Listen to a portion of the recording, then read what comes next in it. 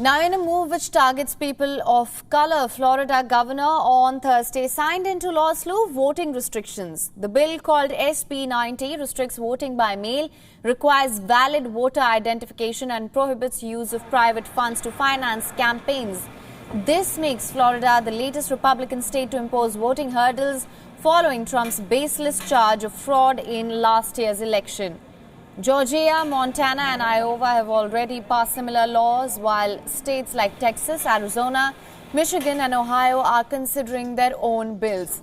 Florida governor justified the law by claiming that it will prevent ballot harvesting, even though such practices are already banned in the state and there was no evidence that voting fraud occurred in last year's election.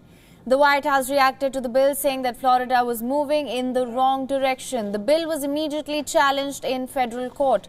2 lawsuits have already been filed by various activist groups, saying that the law is unconstitutional and creates uneven barriers to voting. More Democrats than Republicans voted by mail in November last year because of the pandemic, and these ballots helped tip the balance in favor of then Democratic candidate Joe Biden. Suffering a re-election defeat, Trump claimed voter fraud, a baseless charge dismissed by dozens of courts across multiple states.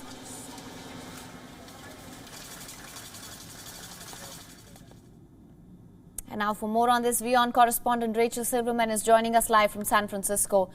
Now, the bill, called SB 90, restricts voting by mail, requires valid voter identification and also prohibits use of private funds to finance campaigns. Could you just walk us through this bill and how this would impact the people of color?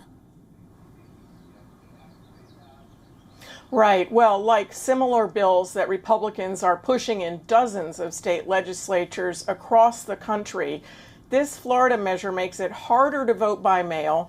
It restricts the use of drop boxes, and it prohibits any actions that could influence those people who are standing in line to vote. So it's likely to discourage nonpartisan groups from even offering food or water to voters as they wait in the hot Florida sun. Now, this bill is aimed at certain types of voters, those who would generally wish to vote with a vote-by-mail ballot and voters who have historically had to overcome substantial hurdles to reach the ballot box, such as Florida's senior voters, Florida's youngest voters, and Florida's minority voters. As you mentioned, in the 2020 presidential election in particular, during the pandemic, it was especially popular to vote by mail. Nearly 5 million Floridians cast mail-in ballots or absentee ballots, and Democratic voters voting that way were in greater numbers than Republicans. So you have to kind of wonder, are the Republicans trying to right a wrong, or are they trying to make it harder for some Floridians to cast ballots and to appease Donald Trump and his constituents who believe that those false claims that the election was stolen? Absolutely. Also, the bill was immediately challenged in federal court. Now, 2 lawsuits have already been filed by various activist groups saying that this law is unconstitutional.